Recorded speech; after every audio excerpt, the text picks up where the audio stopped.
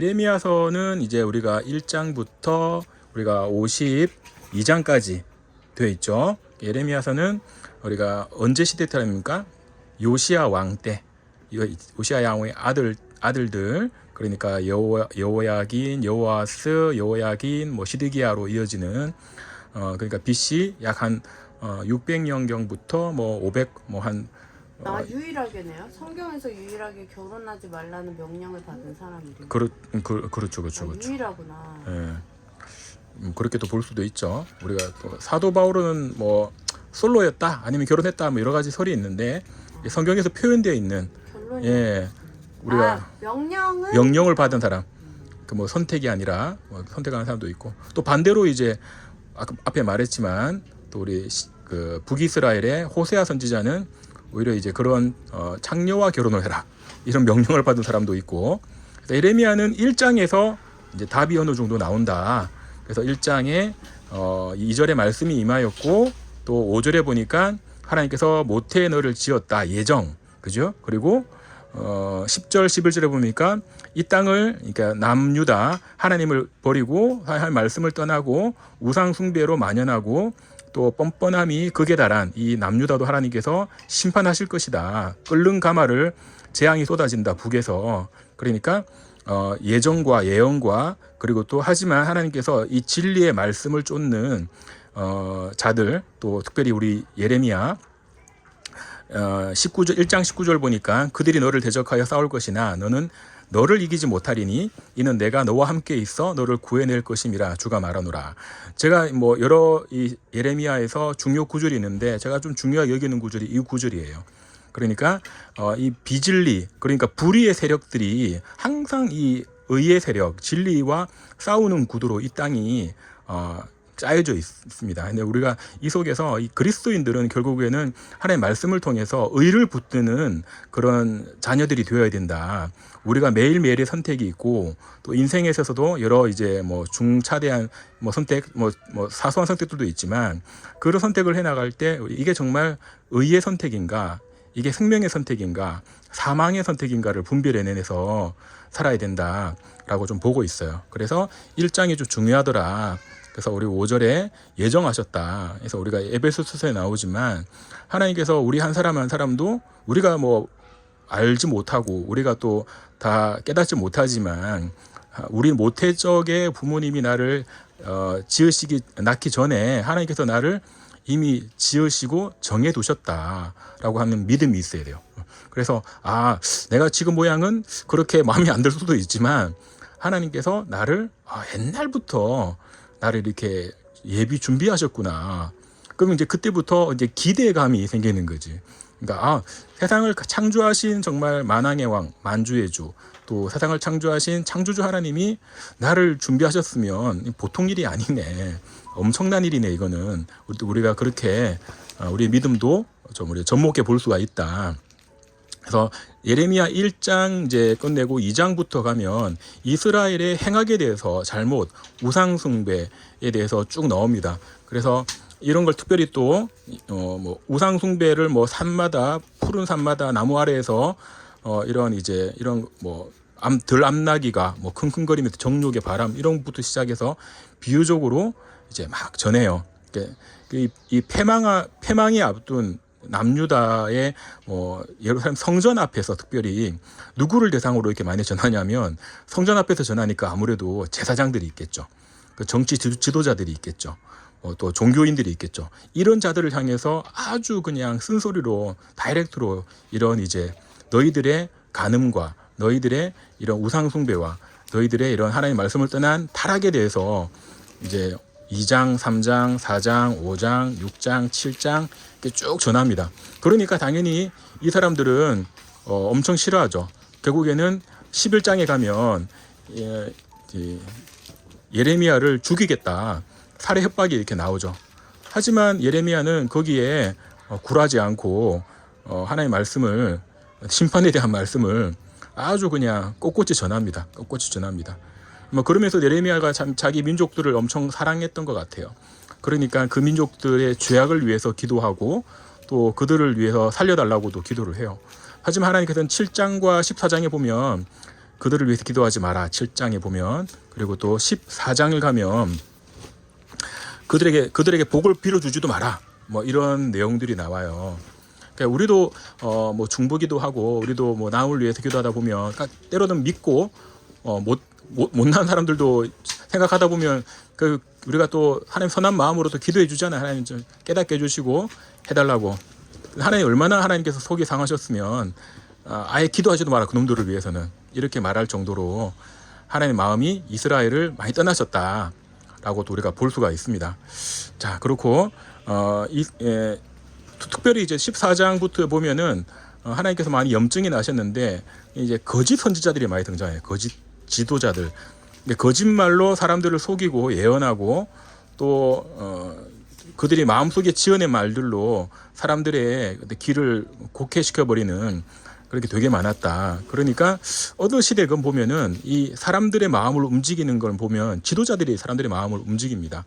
근데 그 지도자들이 우리로 치면 뭐 지금 정치 지도자들도 그렇고 또 뭐 종교인들 그러니까 뭐 교회 목회자들이 될 수가 있겠죠. 근데 이 사람들의 말을 통해서 사람들의 어떤 심리가 많이 왔다 갔다 하거든요.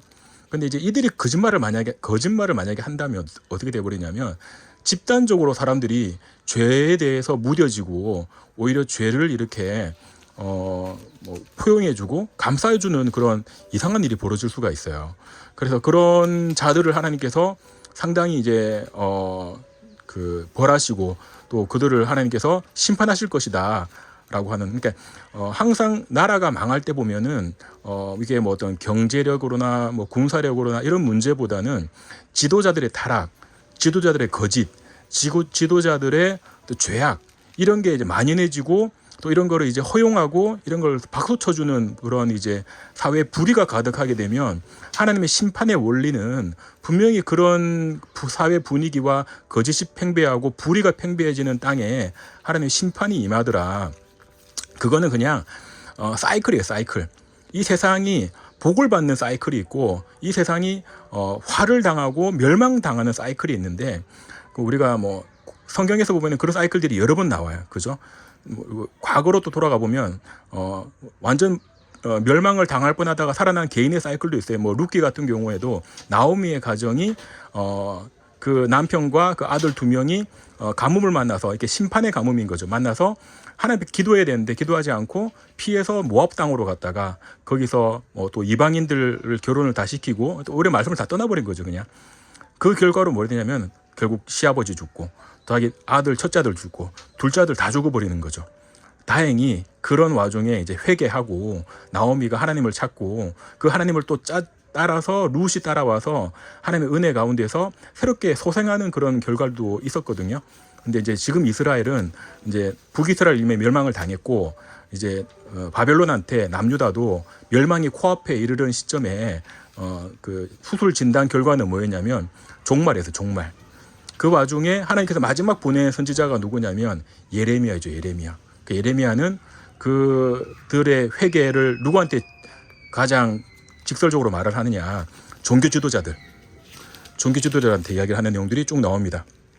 자, 넘어가 있습니다. 그리고 이제 정리를 하자면 16장, 17장 유다의 죄는 금강석 끝으로 기록된 철판에 그 정도로 지워지지 않는 죄악이 컸다. 그러니까 지금 17장 앞까지는 전부 다 남유다의 교만과 그리고 지도자들과 종교 지도자들과 정치 지도자들과 이런 잘못들 쭉 이야기를 하고요. 근데 이거를 이제 17장에 가면은 안식일을 거룩히 지키라는 말로 약간 좀 정리가 돼요. 그래서 이 안식일을 거룩히 지키라는 뭘까?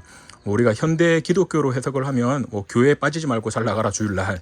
또 지금 유대인들 종교 전통을 지키는 현대 이스라엘 내에 이런 유대인들은 안식일에 아예 노동을 안 하고 살아가는 그런 모습들도 볼 수가 있는데 성경에서 우리가 앞뒤 전후좌우 맥락에서 보면 안식일을 거룩히 지키라는 말은 하나님의 말씀을 우리 안에 둬라. 하나님의 진리를 우리 속에 흐르게 하라. 이 말이에요. 우리가 주일날 교회 갔다 왔으니까 주님 대좀 뭐 내가 이렇게 예배 잘 드리고 왔으니까 저 주일날 잘 지켰어요. 땡? 이렇게 아주 이제 얌체같이 하면 안 되고 정말 뭐 매일 보면 좋지만 정말 일주일에 한 번이라도 하나님의 말씀을 그날은 더 가까이 하면서 또 하나님과 자기를 돌아보고 그 말씀을 볼 때 하나님의 이제 생명의 빛을 자기가 스스로를 또 이렇게 하나님 생명의 빛을 받아들이고 내가 이런 부분들에 대해서 고치고 회개를 해야 되겠구나. 또 우리가 또 그런 시간들을 보내야 되겠죠. 아무튼 우리가 17장의 안식일을 거룩히 지키라는 이 의미는 좀 이런 뭐 문자적인 의미 이상의 우리한테 주시는 현재의 말씀을 우리 안에 거하게 하라. 그래서 말씀이 살아있게 하라. 하나님과 동행하라. 이런 의미가 좀 많이 들어가 있고요. 그 다음에 19장, 20장 뭐 하면은 또 거짓 선지자들에 대한 또 이런 말씀 또 많이 나오고, 그 다음에 이제 21장, 22장 가면 이제 유다의 멸망을 예언합니다. 특별히 이제 시드기야 왕, 그러니까 남유다 마지막 왕이었죠. 시드기야 왕 때 결국에는 멸망당하는데 589년도에 멸망당하는데 이런 그 왕들이 하나님의 말씀을 또 거부하죠. 그러니까 그 예레미야를 통해 주신 말씀을 많이 거부를 하고 그런 얘기 나오고요. 그 다음에 23장, 24장 가면은 또 이럴 때 그 거짓 예언자들이 또 많이 활동을 하는 걸 볼 수가 있고요. 그 다음에 그 이후에 25장, 26장 가면 결국에는 이 나라는 멸망당할 것이다. 이스라엘 멸망당할 것이고 순수하게 포로로 잡혀가라. 괜히 싸움하지 말고 포로로 잡혀가라. 이렇게 이제 직설적인 이야기를 해요. 결국엔 또 이 70년 만에 포로가 돼서 돌아올 것이다 라고 이야기를 하지만 또 안 받아들이죠. 안 받아들이고 그런 내용들이 28장, 29장 그리고 29, 30장 가면은 하지만 이스라엘은 돌아올 것이다. 또 그런 70년이 차면 돌아올 것이다.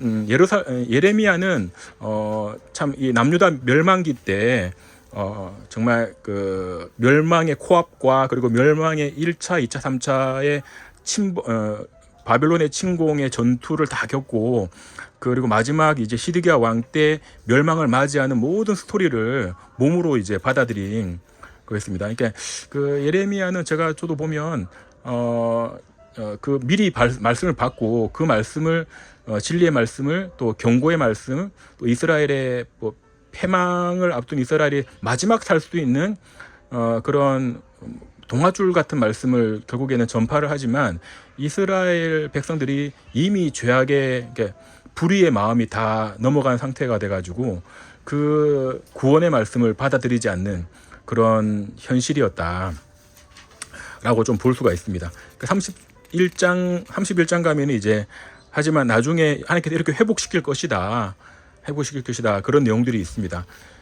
그리고 32장, 33장도 다윗의 가문을 통해서 하나님께서 의로운 하나님의 그 자가 나올 것이다. 훗날의 회복에 대한 이야기들을 쭉 이야기를 하세요.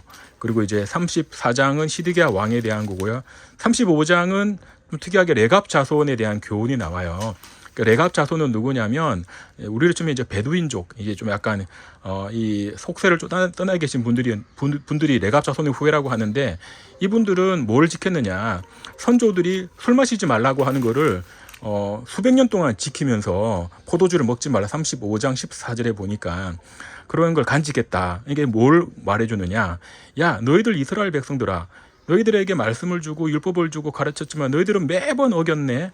그런데 레갑 자손은 딱 한마디 해줬어. 포도주 먹지 마라. 그거를 지금 몇백 년 동안 지키는 사람들이 있네. 그러니까 너희들이 못 지킨다는 게 말이 돼? 이제 이런 이제 비교의 이야기들을 하는 거죠. 아무튼 시드기야 그 이후에 시드기야가 또 예레미야의 뭐랄까 37장 가면은 직언을 듣기 싫으니까 뭐 감옥에도 투옥을 하고 뭐 이런 이제 이야기들이 나오고요. 그다음에 39장에 가면은 드디어 이제 그렇게 예언하던 예레미야의 말대로 바벨론한테 남유다는 멸망당합니다. 이게 시드기야 왕 제9년 뭐 11째 달 뭐 10째 달 뭐 느부갓네살 왕이 쳐들어와서 뭐 이렇게 되었다. 그래서 39장 6절 7절 가면 자녀들을 집 보는 눈앞에서 다 죽이고 또 귀족들도 다 죽이고 바벨론 왕이 아주 잔인하게 다 죽였죠. 그리고 뭐 시드기야의 눈을 빼버리고 그 사슬로 묶어가지고 바벨론 끌고 갔다. 아주 비참하게 끌려갔죠. 몇 년 전에 그냥 예레미야가 좋게 말할 때 순수하게 끌려갔으면 이런 험한 꼴을 안 당했을 건데 됐다. 그러니까 우리가 어떤 뭐 예언의 말씀, 진리의 말씀을 우리가 받을 때 이게 정말 그 자기들이 당장 보기에는 하나님의 말씀 아닌 것 같고, 예레미야 말은 이렇게 뭐 나라가 뭐 순수하게 뭐 함락되라고 이렇게 이제 똥꼬치 부리다가 결국에는 다 비참한 결과를 맞이하는데, 항상 그 시대 때 흐르는 그 시대 정신이라고 하는 게 있는 것 같아요. 그만큼 이제 진리의 말씀을 받아들이기 위해서는 사전에 그 의의 길을 걸어야 됩니다. 믿음의 삶을 의의 길을 걸으면 진리의 말씀이 들려올 때 딱 알아요, 이걸. 근데 이제 평소에 불의의 길을 계속 걷고 있는 사람들은 아무리 진리의 말씀이 내 주변에 이렇게 전달이 되어 와도 절대 깨닫지를 못하는 것 같아요. 그게 이제 사람이 처하는 수순인 것 같아요, 수순. 그러니까 의의 길을 찾으려고 노력하는 사람들은 하나님께서 이런저런 이제 계기를 통해서, 사람들을 통해서 메시지를 주세요. 그래서 그 사람 살 수 있도록 도와주세요. 그게 이제 천사를 통해서 돕기도 하고 사람을 통해서 돕기도 하고, 진짜 그런 것 같아요. 근데 이제 그럴 때 의의 선택을 할 줄 알아야 되는 거고, 바른 길을 걸을 줄 알아야 되는 거죠. 지금 안타깝게 시드기야 왕의 가문들을 보면 결국에는 계속 불의의 삶을 살다가 결국에는 불의한 인생의 최후를 맞이하더라, 최후에 죽더라라는 걸 볼 수가 있습니다. 41장부터 이후는 이제 멸망당한 이후에 총독 그달랴가 이제 뭐 세워지지만 또 암살도 당하고, 42장 가면은 애굽행은 내려가지 마라, 그러니까 예레미야가 뭐 맞고 이야기하지만 사람들이 애굽행으로 이제 가면서 예레미야를 또 데리고 와요. 근데 데려가면서도 예레미야는 애굽은 패망할 것이다 이야기는 하죠. 그 말대로 나중에 애굽에 거주하는 백성들이 멸망을 당합니다. 그러니까 이게 예레미야는 이미 말씀을 받았어. 근데 이제 예언이 이루어지기 전에는 사람들은 왜 이걸 못 깨닫느냐, 계속 불의한 삶을 살은 거야, 평생을. 그러면 의의 말씀이 들려도 깨닫지를 못하는 거예요. 그래서 우리도 인생을 살면서 하루하루 살면서 참 의로운 결정을 해야 된다. 뭐 나라에 지금 우리가 시국을 보면서도 저렇게 불의한 자가 저렇게 득세를 하고 저렇게 못된 짓을 할 때 의로운 판단, 성경에서 말하는 의의 마음을 가지고 이게 맞나 아닌가를 살펴보고 저게 진짜 가만히 보니까 저 불의의 세력들이구나를 깨닫고 돌이킬 줄 알아야 된다. 저도 그렇게 보고 있고요. 46장부터 49장까지는 이제 이 열방의 멸망에 대한 예언들을 쭉 해갑니다. 뭐 볼레셋, 모압, 뭐 암몬, 에돔, 다메섹 멸망 당할 것이고, 나중에 50장에 보면 이제 바벨론도 니들도 다 멸망 당할 것이다 이야기를 하고, 그 다음에 마지막 51장, 52장 가면 51장은 바벨론이 나중에 황무지가 될 것이다 이야기도 하고요. 52장 가면 시드기야의 뭐 죽음과 또 예루살렘의 함락, 뭐 포로되어 간 백성들에 대한 묘사들이 쭉 나오고, 그 다음에 이제 멸망당한 모습들이 이제 정리가 되면서 예레미야서는 마치게 됩니다. 그러니까 예레미야는 다시 정리를 하면 이제 이스라엘 남유다의 멸망 끝에 활동했던, 그리고 멸망의 모든 과정들을 다 눈으로 정말 지켜보면서 정말 눈물과 애통하는 마음과 이 민족의 어떤 살 길을 그나마 구하고 찾았던 그런 이제 선지자였지만, 왕들과 지도자들과 종교 지도자들, 그리고 이제 여러 정치 지도자들, 모든 백성들이 예레미야의 말을 듣지 않고 예레미야를 오히려 겁박하고 죽이려고 했고, 예레미야를 감옥에 또 가두기도 하고, 이런 모습들을 보면서 이스라엘은 패망받을 수밖에 없었구나, 멸망받을 수 없었구나. 나 우리나라를 보면서도 참 우리나라가 이렇게 분별력이 없다면 멸망받을 수 없구나 라는 생각도 들지만, 그래도 우리는 또 안타까운 마음에 또 기도해야죠, 나라를 위해서. 하나님께서, 전 기도할 때 참 중요한 게, 하나님께서 그 생명의 빛, 의의 빛을 비추어 주셔서 어둠에 거한 자들이, 그나마 이 기독교인들이라도 정신 차리고 돌이킬 수 있도록, 지들 돌이키지 않으면, 자기들도 돌이키지 않으면 결국에는 자기들도 멸망당합니다. 왜냐하면 그 불의의 선택을 계속하기 때문에, 불의가 쌓이면 결국에는 사망의 길로 결국엔 가게 되고, 사망 이후에는 분명히 심판과 또 그 이후에는 분명한 하나님의 심판이 있기 때문에, 사망 이후에도 분명히 심판이 있기 때문에, 우리는 이 땅 살면서 제자들의 삶을 어떻게 살아야 될까? 기독교인 뭐 교회만 다니고 예배 잘 드리고 헌금 잘 내고 이런 삶은 종교인의 삶에 가까운 거고요. 우리가 의의 선택을 하고 의의 말씀을 붙들고 의로운 길이 뭔가, 내 삶에 있어서 좀 얌체 같은지 못된 짓 하면 안 되겠죠. 아주 간단하게는 희생할 줄 알고 남 섬길 줄 알고 또 사랑하고 또 희생하고 헌신하고 이런 모습도 당연히 있어야 되고, 무엇보다 우리가 말씀을 우리가 항상 가까이 하는 말씀 훈련을 해야 된다. 그렇지 않으면 우리는 매 순간 우리 속에 올라오는 개인의 이제 어떤 탐심이나 욕심이나 거짓이나 뭐 들리는 여러 가지 잡음들 때문에 우리 이 땅에서 썩어지고 죽을 수 있는 존재다. 그래서 우리는 진리의 말씀으로 우리를 채워야 된다. 이제 예레미야라고 하는 인물을 통해서 이 썩어져 버릴, 그리고 뽑아져 버릴, 패망해 버릴 이스라엘에게 하나님께서 마지막에 이제 이런 자세로 살아야 된다. 끝까지 어떤 의의 선택을 하고, 또 물론 패망은 해가지만 끝까지 전달해야 되고 전해줘야 되고, 어쩌면 우리 지금 현대를 살아가는 그리스도인들이 이런 예레미야 같은 마음을 가져야 됩니다라고 저도 생각을 합니다. 눈에 뻔히 보이죠. 이게 저렇게 삶에 멸망당할 것이고, 저렇게 불의한 선택을 하는 자들을, 불의를 하는 자들을 두둔해 주는 것은 분명히 하나님의 멸망이, 정말 하나님의 그 심판의 도끼가 찍힐 것이라고 우리는 보고 있는데, 하지만 그런 자들에게도 우리가 끝까지 알려줘야 되고 회개하고 돌이키도록 알려줘야 되는 사명이 똑같이 현대를 살아가는 21세기 우리 살아가는 우리에게 예레미야적인 사명을 주신 것이다 라고 저도 보고 있습니다. 그래서 예레미야를 우리가 좀 짧게 살펴봤는데, 예레미야의 마음을 우리에게 주셔서 예레미야에게 결국엔 예레미야 어떻게 하시나, 1장 19절에 뭐라고, 그들이 너를 대적하여 싸울 것이나 너를 이기지 못하리니 이는 내가 너와 함께 있어 너를 구해낼 것임이라 주가 말하노라. 이게 약속인 거죠. 그래서 하나님께서 우리에게 분명히 함께 하실 것이다. 그리고 하나님 우리를 구해 주신다. 우리는 진리의 말씀을 전하자. 우리는 의의 선택을 하자. 이렇게 하고 마무리 짓도록 하겠습니다. 기도하고 마무리 짓게요.